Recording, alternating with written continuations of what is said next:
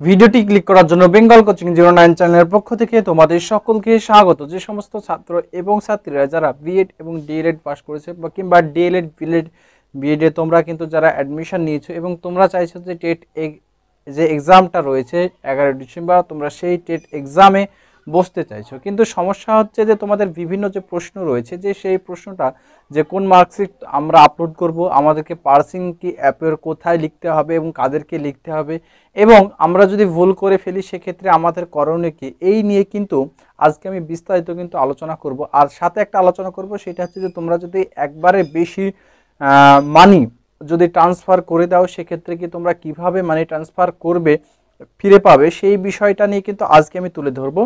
তো বরাবরের মতো একটা কথাই বলবো, ভিডিওটি যদি তোমাদের ভালো লাগে তাহলে অবশ্যই একটা লাইক করে দিও এবং চ্যানেলে নতুন হয়ে থাকলে চ্যানেলটিকে সাবস্ক্রাইব করে পাশে থাকা বেল নোটিফিকেশনটি অল করে রাখতে কিন্তু একদমই ভুলবেন না।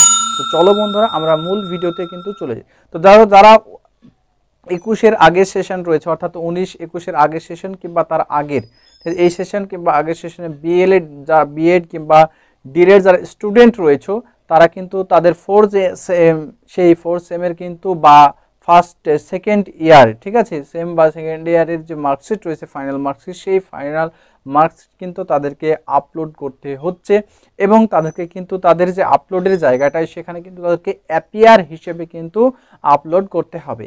এবং যারা রয়েছে 20 এবং 22-এর যারা সেশন, সে বিএড হতে পারে, সে ডিএলএড হতে পারে, তাদের ক্ষেত্রেও কি হচ্ছে না, তাদের যেহেতু এক্সামটা হয়ে গিয়েছে এবং অনেকেই হয়তো তোমাদের যে মার্কশিট বা রেজিস্ট্রেশন পেয়ে গেছো, সেক্ষেত্রে তোমাদের 4 সেম, ঠিক আছে, 2020 এবং 22 সেশনে যারা রয়েছে তোমাদের 4 সেমের মার্কশিট কিন্তু আপলোড করতে হবে এবং তোমাদেরকে কিন্তু অ্যাপিয়ার হিসেবে কিন্তু আপলোড করতে হবে।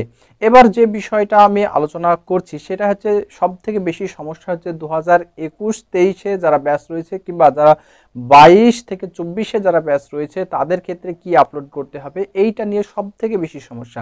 দেখো, যারা 2021 এবং 23 সেশনে যারা ছাত্রছাত্রী রয়েছে, তো তোমাদের কি হচ্ছে না, তোমরা পরীক্ষা দিয়েছো একবার, ফার্স্ট সেমের এক্সাম দিয়েছো, সেকেন্ড সেমের এখনো এক্সাম হয়নি এবং থার্ড সেম কিছুদিন পরেই কিন্তু হচ্ছে, সেক্ষেত্রে তোমরা এখনো পর্যন্ত কোনো রেজাল্ট পাওনি। তাহলে তোমরা কি করবে? তোমরা কি অ্যাডমিট তোমাদের যে পরীক্ষা ফার্স্ট এক্সামের সময় যে অ্যাডমিটটা দিয়েছিল সেটা কি আপলোড করবে নাকি আপলোড করবে? দেখো, তোমাদেরকে একটা কথাই বলবো যে এক্ষেত্রে তোমাকে তোমার যে মানি রিসিপ্টটা রয়েছে, অর্থাৎ তুমি যেই কলেজে ভর্তি হয়েছিলে, ঠিক আছে, বিএড কলেজ বা ডিএলএড কলেজে, যে কলেজে ভর্তি হয়েছিলে সেই কলেজে তোমাকে যে মানি রিসিপ্ট বা রসিদ যেটা দিয়েছে, যেটাতে তোমার কোর্স লেখা থাকবে, অবশ্যই কিন্তু তুমি যে কোন কোর্সে ভর্তি হচ্ছে সেই কোর্সটা অবশ্যই লেখা থাকা জরুরি।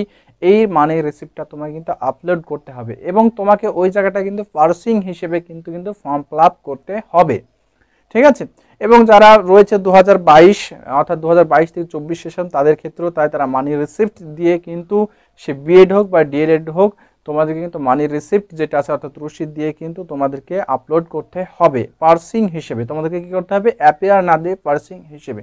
এবার অনেকেরই প্রশ্ন রয়েছে যারা অনেক দিন আগেকার ব্যাচ রয়েছে, বিশেষ করে দেখা যাচ্ছে যে তুমি 2015 বা 16-তে সেশনে ভর্তি হয়েছিলে, 15-16 সেশনে, কিন্তু দেখা যাচ্ছে আরও 2 বছর পরে মার্কশিট পেলে এবং মার্কশিটে যদি কোনো কারণে দেখা যাচ্ছে তোমার 17 কিংবা 18 সাল সেশন লেখা আছে, তাহলে তোমাকে ওই সেশনের জায়গাটায় কি দিতে হবে? দেখো, যেই সালে তুমি মার্কশিটটা পেয়েছো, অর্থাৎ মার্কশিটে তোমার যে সালটা রয়েছে সেই সালটা তোমাকে কিন্তু দিতে হবে ফর্ম ফিল আপের সময়, নতুবা তোমার কিন্তু ফর্ম ফিল আপটা ভুল হয়ে যাবে।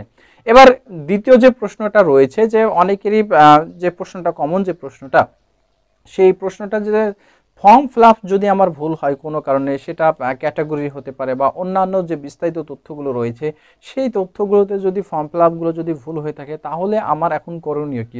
তো দেখো, যতদূর সম্ভব যে এডিট অপশান কিন্তু প্রাইমারি যে এটা আছে এখনো পর্যন্ত কোনো আপডেট নেই, অর্থাৎ ধরে নিতে পারো যে এডিট অপশান কিন্তু এখনো দেবে না, অর্থাৎ তোমাদের এডিট অপশানে কোনো উপায় নেই। তাহলে উপায়, এক্ষেত্রে তোমার মনে হয় যদি আমার কোনো ফর্ম ফিল আপে ভুল হয়েছে, তাহলে অবশ্যই তুমি কি করবে, অন্য একটি ইমেল আইডি, ঠিক আছে, যে ইমেল আইডি থেকে তুমি ফর্ম ফিল আপ করেছে ওইটা বাদ দিয়ে অন্য একটা ইমেল আইডি প্লাস অন্য একটা কিন্তু মোবাইল নাম্বার, নতুন মোবাইল নাম্বার দিয়ে কিন্তু তোমাকে ফর্ম ফিল আপ করতে হবে। আশা করি তোমার সমস্যার সমাধান হয়ে যাবে, ঠিক আছে। এবং তোমাদের জন্য যদি আরও কোনো প্রশ্ন থাকে, এবার আরেকটা যে প্রশ্নটা সেটা হচ্ছে লাস্ট যে প্রশ্ন, সেটা হচ্ছে যে অনেকেই তোমরা যখন টাকা ট্রান্সফার করছো, পেড করছো, তো অনেকেই 2বার বা 3বার ট্রান্সফার করেছে, তাহলে কি তোমরা টাকা ফেরত পাবে বা পেলেও কিভাবে? তো দেখো, যদি তোমাদের একাধিকবার তোমাদের টাকা যদি হয়ে যায়, ট্রান্সফার হয়ে যায়, সেক্ষেত্রে তোমাদের টাকা ফেরত আর কিন্তু পাবে না। ঠিক আছে, বোর্ড তোমাকে কখনোই মধ্যশিক্ষা পর্ষদ বোর্ডকে, অর্থাৎ যে প্রাথমিক পর্ষদের শিক্ষা, সেই বোর্ড কিন্তু অবশ্যই কিন্তু প্রাইমারি যে বোর্ড রয়েছে সেই বোর্ড অবশ্যই কিন্তু তোমাকে টাকা ফেরত দেবে না।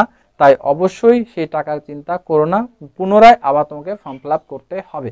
তো অবশ্যই ভিডিওটি তোমাদের ভালো লেগেছে। যদি এরপরে যদি তোমাদের কোনো প্রশ্ন রয়েছে, তো লাস্ট অনেকেই আবার আমাকে কমেন্ট করেছে, যে প্রশ্নটা আবার এই মুহূর্তে মনে হচ্ছে, সেটা হচ্ছে যে পার্সেন্টেজ কত দিব। ঠিক আছে, আমার অনার্সে রয়েছে 47 কিংবা 48%, 50% নেই, এবং দেখা যাচ্ছে আমার টোটাল মিলে রয়েছে 60% বা তার অ্যাভারেজ ওপরে। সেক্ষেত্রে দেখো, তোমার অনার্সে 50% হোক কিংবা তোমার পাস অনার্স মিলে দুটোই 50% হোক বা তার উপরে হোক, যেটা হবে তুমি সেটাই দিবে। ঠিক আছে, অর্থাৎ ধরে নাও কেউ অনার্সে পেয়েছে 45% এবং দেখা যাচ্ছে তার আরও যে এটাও রয়েছে, ওভারঅল দেখা যাচ্ছে তার 70%। তোমাকে কিন্তু কি করতে হবে না, 70% দিয়ে কিন্তু নতুন যে নির্দেশ, সেই নির্দেশ অনুসারে কিন্তু তোমাকে ফর্মটা ফিল আপ করতে হবে। অর্থাৎ তুমি যদি ওইখানে অনার্সের নাম্বার তোমার 45%, তুমি যদি জেনারেল ক্যান্ডিডেট হয়ে থাকো, তাহলে যদি তুমি ফর্ম ফিল আপ করো, তাহলে কিন্তু তোমার ফর্মটা গ্রাহ্য হবে না। কারণ ওখানে নিয়ম মেনে তোমাকে যা করে হোক, তোমার যদি অনার্সে না পুজে, সেক্ষেত্রে তুমি পাশের নাম্বার নিয়ে টোটাল করে কিন্তু তোমাকে আপলোড করতে হবে। মোট কথা হচ্ছে, তোমার রেজাল্টে যদি অনার্স পাস মিলে, সে তুমি পাস করতে হতে পারো এবং অনার্স কোর্স হতে পারো, যে কোনো কোর্সে হতে পারো, সেই কোর্সে তোমাকে কি করতে হবে, টোটাল যে নাম্বারটা, সেই নাম্বারটা তোমাকে দিতে হবে, নতুবা তোমার ফর্মটা কিন্তু ক্যান্সেল হয়ে যাবে। আদারওয়াইজ তোমাকে অন্য একটা তোমাকে কি করতে হবে, পদ্ধতি ওই আবার নতুনভাবে ফর্মটা ফিল আপ করতে হবে। এবং অনেকের প্রশ্ন যে আমার তো দাদা গ্র্যাজুয়েশনে 50% নেই, সেক্ষেত্রে যদি আমার আমি 50% থাকি, তাহলে কি আমি অ্যাপ্লিকেবল? হ্যাঁ, তুমি নতুন তথ্য যে রয়েছে, নতুন যে নোটিশ, সেই নোটিশ অনুসারে তুমি কিন্তু অ্যাপ্লিকেবল করতে পারবে। সেক্ষেত্রে তোমাকে এর যে নাম্বারটা রয়েছে সেটা কিন্তু দিতে হবে। আশা করি তোমরা ভিডিওটি হেল্পফুল। এরপরে যদি তোমাদের কোনো প্রশ্ন থাকে, তাহলে অবশ্যই আমার এই ভিডিওর কমেন্ট বক্সে এসে কমেন্ট করো, আমি তার যথাযথ উত্তর দেওয়ার চেষ্টা করব। তো ভিডিওটি এখানে শেষ করছি। সকলে ভালো থেকো, সুস্থ থেকো, আবার দেখা হচ্ছে তোমাদের সঙ্গে নতুন এক ভিডিওতে।